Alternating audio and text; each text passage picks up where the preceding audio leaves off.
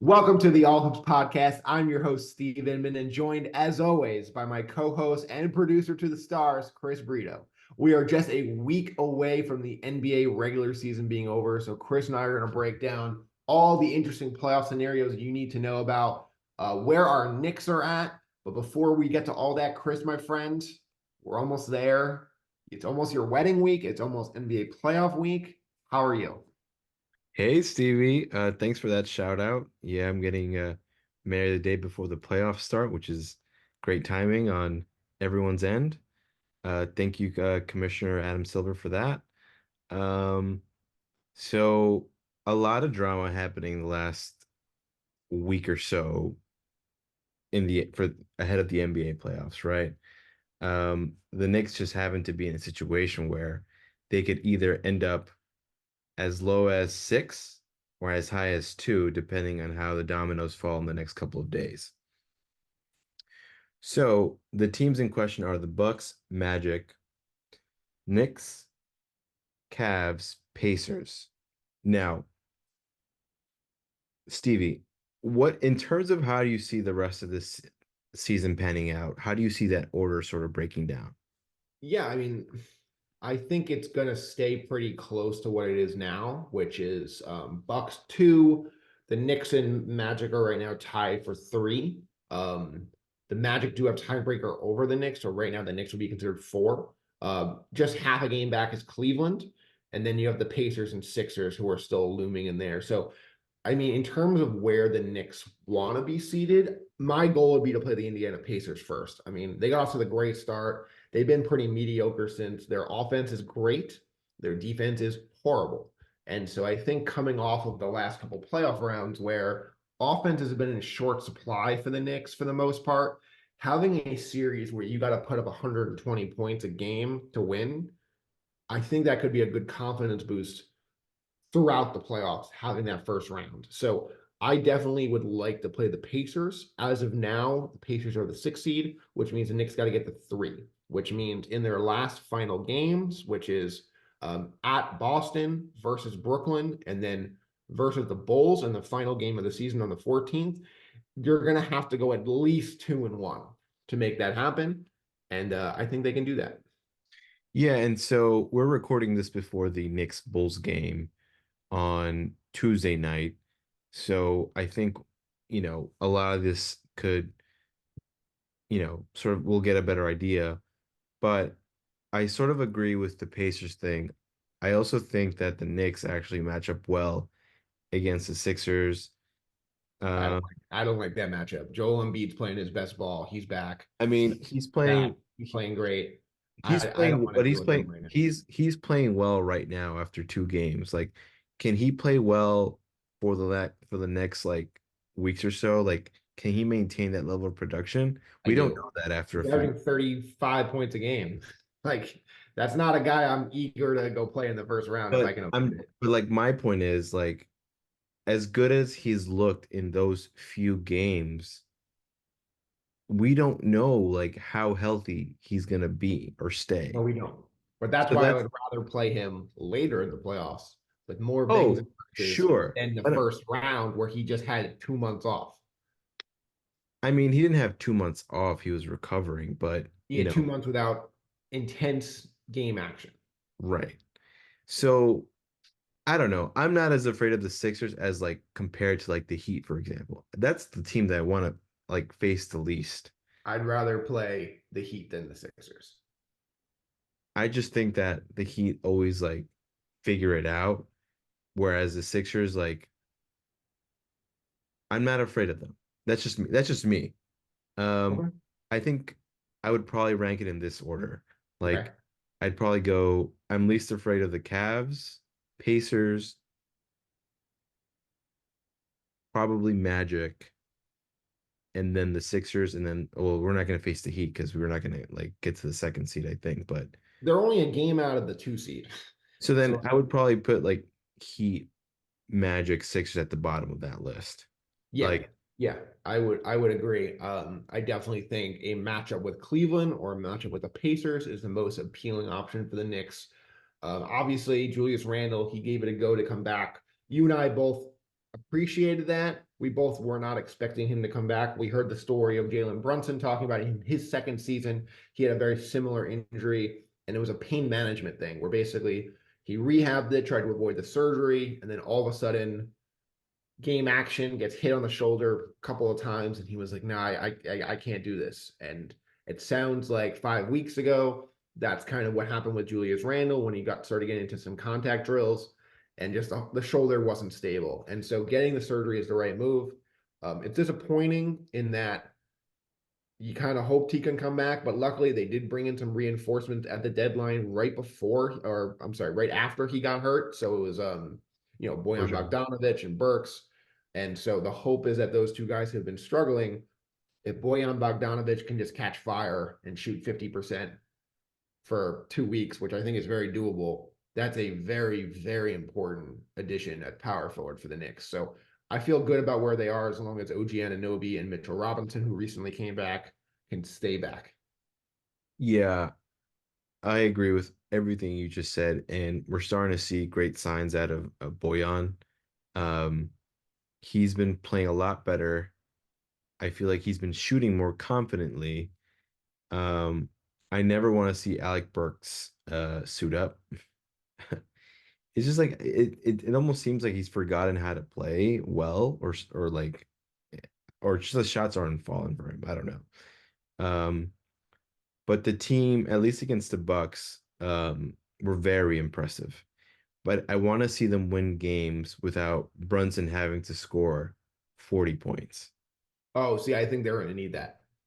Like, Right, who else is right, going to do it? Like, who is right. your That's what I'm second best saying. scorer right now? Right. Devo? Is it Devo? I mean, even Devo, he had a great shooting night the other night. He was like 8 of 11 or from Yeah. three. Yeah. But yeah, I think it's going to be Devo and it's going to be Bojan Bogdanovic. Those are the two guys that need to step up because, you know, obviously Devo's been better than Bojan Bogdanovic, but they're both streaky guys. When their shots are falling, the Knicks look great. When their shots are Mhm. not falling, it's like, can anyone get this going other than Brunson? I mean, Right, right. Bogdanovic was a 20 point a game guy on good shooting numbers in Detroit. As a Nick, in 25 games, he's averaging less than 20 minutes a game and 10 points on 43% from the floor. So, Mm. because he doesn't play defense, he's not playing a lot of minutes. He's having trouble getting into a rhythm. He's not shooting well. He's not scoring well. So, getting him going is going to be just such a crucial element for the Knicks into the Mhm. playoffs. Agreed. Um, I'd How like to far can see you see this? Where do you see this Nick team going right now? I mean, obviously, we don't know the matchups. The matchups are going to be very dependent, but like, where do you see them? if we had Julius, I think in the Eastern Conference Finals were like realistic. I Okay, think I'd be happy. I think they can hit. I think they can make it to the second round.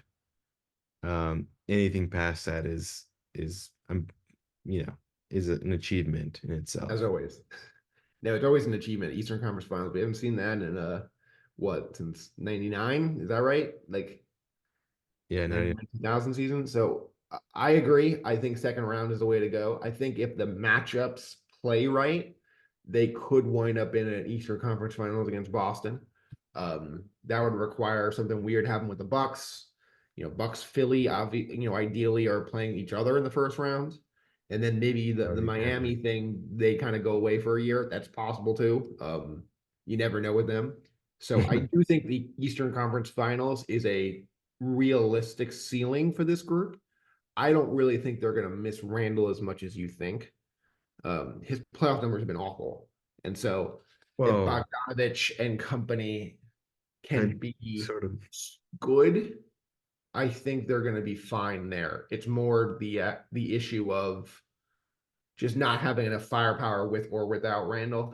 We keep talking about how they're probably one piece away, one star, that Donovan Mitchell type player away. And so I think they're going to win the first round, and then it's going to be a coin toss in the second round, depending on who they're playing. I think it's less of a coin toss and more of like 49-51, if I'm being honest.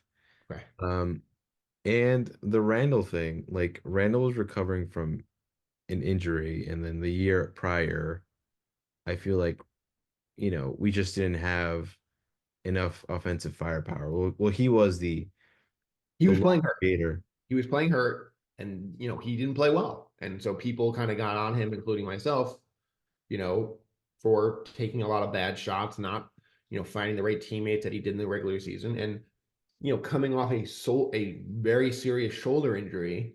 I don't know why we would assume it would be different this year. Like if he came back, he was not going to be 100%. He was not going to be close to 100%. So like Yeah. it's not like you're getting all NBA Randall back. You're getting a guy who's just going to try to gut it out. And you give him credit for that. But at the same time, I'm not sure that was even best for the team anyway, if he wasn't going to be Mm. healthy and be able to go into the attack the rim and make his, all the plays he was making before. So hopefully he makes a speedy Got it. recovery and So we get him back in October. you're saying it more of like him just taking minutes and like him not being 100% is actually detrimental to the team as opposed to Him like, taking minutes, him trying to find a rhythm in the playoffs to me would be detrimental to the team, probably. That doesn't mean, oh, there was no chance he was going to help this team. He very well could help this team. But at the same time, that's not what I was expecting coming off of missing what this is me 3 months. And he's a guy who has not had a rhythm in the playoffs in the past. So it just felt like everything was kind of pointing down for him. And I think they have the pieces here to replicate him to a degree and get this going. So I'm still okay. optimistic. I like where they are. But again, it's you said it best. Like Brunson can't be the like having to score 40 points a game. I think he is gonna have to score 40 points a game. Like to win See, that's second round and on. Like the okay. Heat series when they won their games, it was because Brunson was incredible. That's why they won. And I think it's gonna have to be similar situation against the 4 or 5 best teams in the East again this playoffs. Yeah. All right. We'll see. All right, Chris. We brought up the Sixers before. They're back up to seventh place. Embiid is back. Maxi's playing well. Their role players are really performing. This seemed to be a trade with the Harden deal that seemed like a win-win for both. The Clippers get some much needed depth, a third star, and Philly just seems to be firing all cylinders when healthy without Harden. So, Chris, can Philadelphia win the whole thing? Can they win the NBA Finals? No. Mostly it's mostly because of the points I said before. Like can Embiid be healthy for, for a month and a half or 2 months rather? I think it all comes down to whether Embiid can like stay on the floor because otherwise, yeah, the Sixers were like the third or second best team in the East. Um, and I don't know. I don't see it right now. Yeah, I do. I can see it. I think Embiid, before he got hurt, he was playing the best basketball of his career, even though he was coming off of an MVP season, right? Maxi looks incredible. Maxi looks like an all NBA guy. And more importantly, he's the first all NBA teammate that Embiid's had that's been interested in playing basketball for the Sixers for more than a couple weeks at a time. And Mhm. so I just felt like, the pieces were finally there for Embiid to have his moment.